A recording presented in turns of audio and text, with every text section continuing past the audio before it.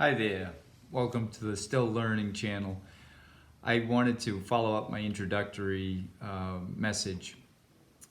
Wanted to talk about this machine I referred to. And that machine is the marketing machine.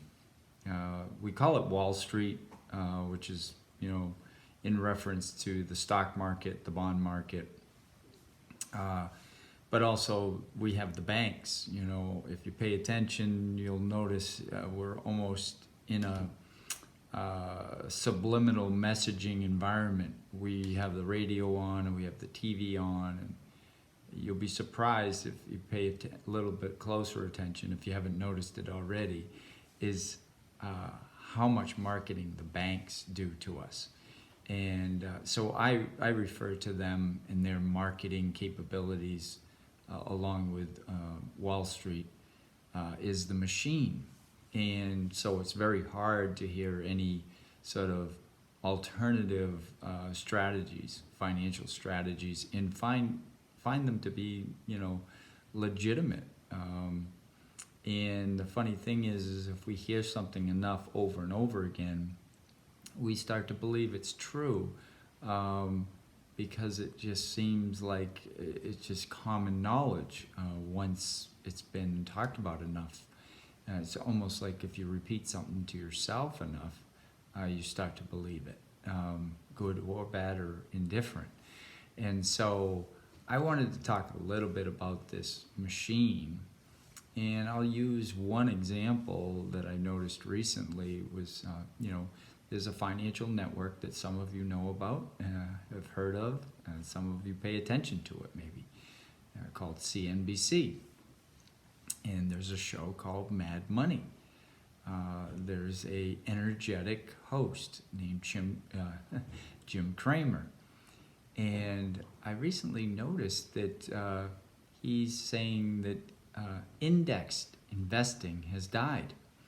And this is one of those things where, okay, what is index investing? Well, it's basically, it's what most people do with their 401ks and IRAs, which is mutual fund investing, which is kind of mirroring one of the indexes, whether it be the NASDAQ or the S&P or the Dow. And there are a mix of, obviously, a number of different stocks to spread out the risk. And which obviously would bring down or bring up the return.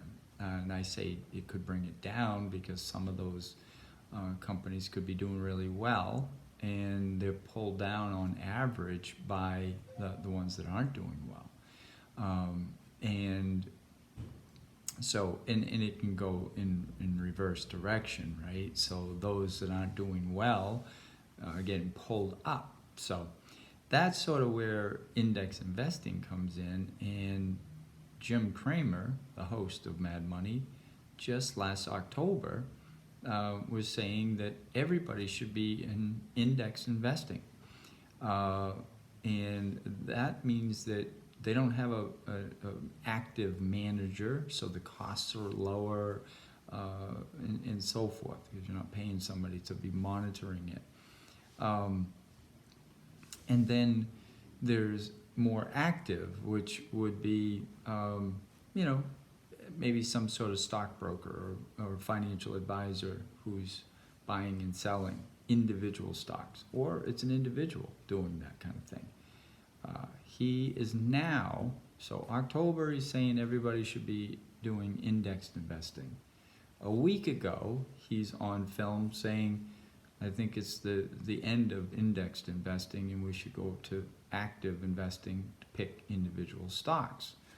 Well, that may be good advice, maybe not such good advice, but that's the thing. We're talking about, I know we have a changed environment necessarily in the stock market with a lot more volatility going on, and we're in a new place in our existence, with what's going on, at least the current, the humans that are here now. We're going through something we've never been through before. And so, yes, you could say, well, you could change things, you can shake it up, but how is it just October, we're getting our advice from somebody who's telling us this is what we should do in October, and then come, 6 months later, not, 6 months later in April, he's telling us, we shouldn't be doing that, right? Which means those that were in those indexed investing funds, then they lost a lot of money. I'm not against people being in the market, in the stock market, in the bond market, but realize that that is very, very equivalent to going to Vegas, Atlantic City, and gambling. So the reason I say it's like gambling is because when I talk to people after we had the pullback in March on the market, people lost a lot of money. They quickly lost, anywhere from 25 to, who knows, maybe 60%, depending on how their portfolio was set up in the market. I mean, you literally can lose 100%.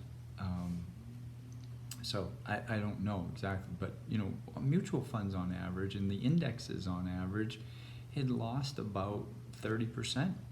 And yes, we've had a bounce back.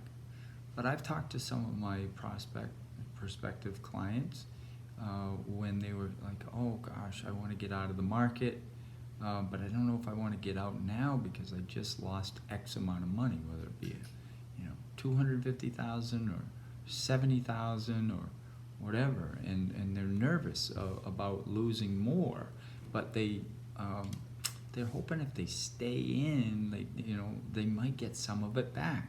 Well, it's very similar to like standing at the blackjack table at a casino and saying, I lost all this money, but maybe if I just play another hand, I play another game, maybe I'll get some of it back, and then I'll get out, right? I don't need to get all, say, 70,000 back. What if I could just get 25,000 back, and then I'll get out, right? Then I'll pull my chips off the table, right? The fact is, you start getting a winning hand, so to speak. Same thing happens in the market. The market bounces back, and it's like, oh, good. Look, they told us to stick in the market long term, and that long term it's going to pay off. So don't jump out. Well, the fact is, yes, you probably should have jumped out at the top, but nobody tells you about the top, right? Nobody says, okay, time to get out. That would have been great if they told you that in January, right? But you're a passive investor by sticking your money in a mutual fund and even, through qualified plans like 401ks and IRAs. The fact is, it's gambling. And if you're okay with risking all of your money, then it's okay to put it in there. And maybe even do it passively. Let somebody else manage it. Buy a mutual fund that's tied to an index. But the fact is, you have to be willing to lose it all. Because that's what it is. Risk doesn't mean, hey, chance to hit a grand slam. No, it could be like you can strike out. You can strike out and keep striking out. So that's the reality of what's going on here. So I want to talk about things that we can preserve your cash, because even the wealthy, you can read about them. You can see, and it doesn't matter whether you like these people or you don't like these people, or are indifferent to them. But I'll use Warren Buffett, for example. I think it was just last August, he was talking about all the money that he had on the sidelines. He had a lot of cash on hand, right? Not everything was invested. Not every last dime of what he had for money was invested in the market. And he literally said, if you aren't willing, and this was just last August 2019, if you aren't willing to lose 50% of what your portfolio's account balance is right now, then you should not be in the market. That's him saying that here it's coming, right? And you should be able to stomach that. But the reason he had cash on hand is because he wanted to be able to take advantage of things going on sale, which, he's determining whether he thinks things are on sale. He's buying on value from his perception, from his accounting, and from his team probably too. But the fact is, that's what we were told. I can certainly say from my experience, my dad always said those that have money when times get tough, they can take advantage. And that was something I barely understood the first time he told me. And I've only come to understand that more and more through the decades. But we're all learning that right now, that there are certain things that are going to go on sale. I mean, they're gonna lose value. Value in the market. Doesn't mean that they're not valuable to you. And so what I do is I help folks create a tax-free growth and a tax-free with leveraging of money, and that allows people to build up cash, not in a traditional bank, but in a whole life insurance bank, which I'm a practitioner for the Nelson Nash Institute. Nelson wrote a book about becoming your own banker. It was called Becoming Your Own Banker. And I think it's a book that really does a great job of explaining that we finance everything in our lives.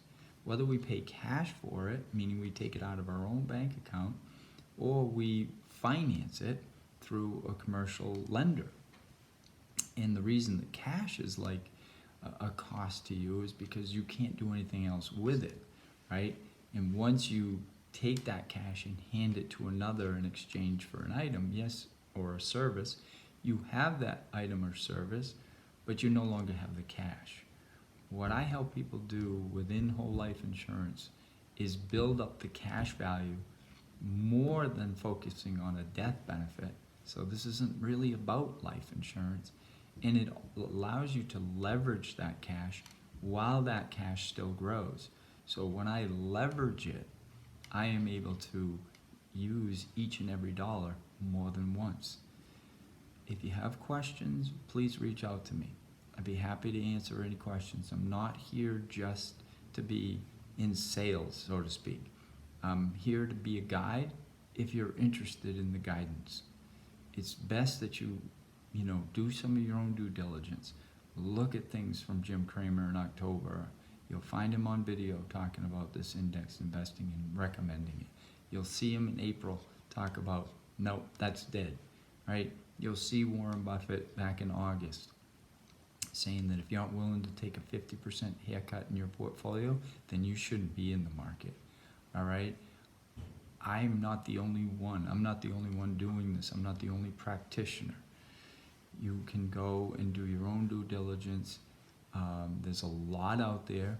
Some of it, like everything else, is really good information. Sometimes it's not such good information. I'll help you try to figure out the differences. And it's not an angle. I mean, I could do so many different things with my life, right? We all can. But I chose to do this because, first of all, I love numbers. I also wanted to do something that I would enjoy helping people learn about and see. I'm an unconventional kind of guy. I don't vote along party lines. I look at what makes sense to me, what I would like the world to look like, and I try to, be true to that. But I also love trying to guide somebody along if they're interested, not because I want to jam it down their throat. I want to, be there to be the voice that gives them, some honest answers about their finances. And I really appreciate you spending the time here, and I will have some guests coming on in the near future, and we'll talk about some other financial strategies going forward. All right, take care and have a great day.